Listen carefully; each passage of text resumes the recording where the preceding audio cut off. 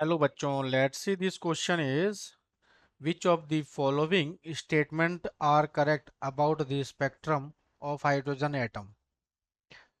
Option है the ratio of the longest wavelength to the shortest wavelength in Balmer series is 9/5. B है there is an overlap between the wavelength ranges of Balmer and Paschen series.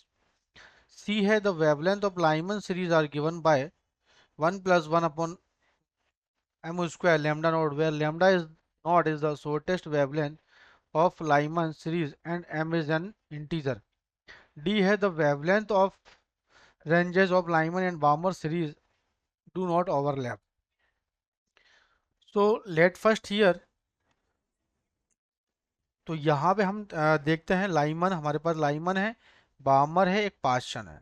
इन तीनों के अंदर, इन तीनों में बच्चों हमें देखना है कि इसके एक तो लेमडा मैक्सिमम की वैल्यू देखेंगे, एक लेमडा मिनिमम की वैल्यू देखेंगे। ठीक है, तो लाइमन के अंदर जो है मैक्सिमम वैल्यू होती है आपकी कितनी, दिस इज 4/3r, 4/3r। इसी तरह से इसमें होती है 1/r, this is minimum value in Lyman. और किस रीजन में होती है, this is ultraviolet region. Balmer में यही वैल्यू होती है 36/5r। मिनिमम वैल्यू होती है आपकी, this is 4/r, this is visible range में होता है। क्लियर। इसी तरह पास्चन में होता है आपका, this is 144/7r। Minimum value होती है आपकी 9/r, this is infrared reason के अंदर होता है। क्लियर। तो ये लैम्डा मैक्सिमम और ये लैम्डा मिनिमम की हमने एक टेबल बनाई है। क्लियर। अब हमें देखो यहाँ ratio of the longest wavelength of the shortest wavelength, longest तो लैम्डा मैक्सिमम और लैम्डा मिनिमम है ना। तो लैम्डा मैक्सिमम कितना है, किसके लिए पूछा है, बामर के लिए पूछा है। तो बामर में मैक्सिमम कितनी है, 36/5r। ठीक है। और ये हो जाएगा हमारे पास लोवेस्ट, दिस इज 4/r, तो दिस इज r/4। तो r से r कैंसिल यहाँ पे, तो ये कितना जाएगा, दिस इज 9 है ना। तो lambda maximum upon lambda minimum, this is 9/5। तो ये ऑप्शन बच्चों हमारे पास ए तो करेक्ट है। क्लियर। फिर बी है there is no an overlap between the wavelength ranges of Balmer and Paschen series.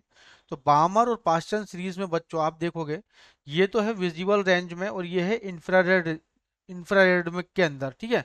तो दोनों के स्पेक्ट्रम चेंज हो चुके हैं, तो ये एक दूसरे को क्या करेंगे, ओवरलैप, ओवरलैप नहीं कर पाएंगे। ठीक है, तो ओवरलैप नहीं होगा, तो ये ऑप्शन हमारे पास रॉन्ग है।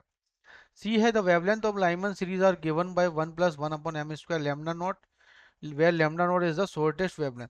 अब यहाँ देखो जो लैम्डा होता है 1/λ is equal to r into 1/n1 square minus 1/n2 square. ठीक। तो इसे मैं क्या लिख सकता हूँ, 1/λ is equal to r into n2 square minus n1 square upon n1 square n2 square. ठीक।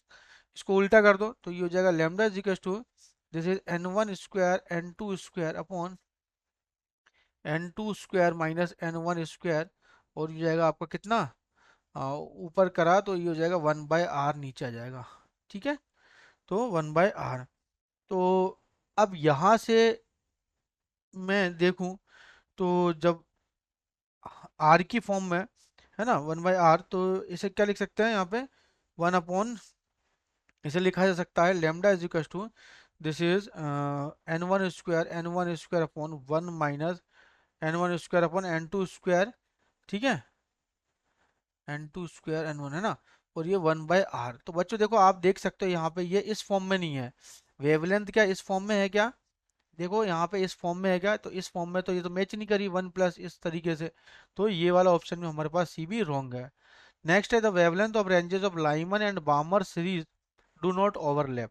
तो आप देखो लाइमन और बामर, लाइमन तो आपका अल्ट्रा वायलेट रीजन में है, बामर आपका विजुअल रीजन में, दोनों के स्पेक्ट्रम क्या बच्चों, चेंज है, तो एक दूसरे को क्या करेंगे, ओवरलैप नहीं करेंगे। तो option number D is also correct. तो यहाँ हो जाएगा हमारे पास ए एंड डी क्या है बच्चों, करेक्ट ऑप्शन है। Clear. So this is our answer. Best of luck.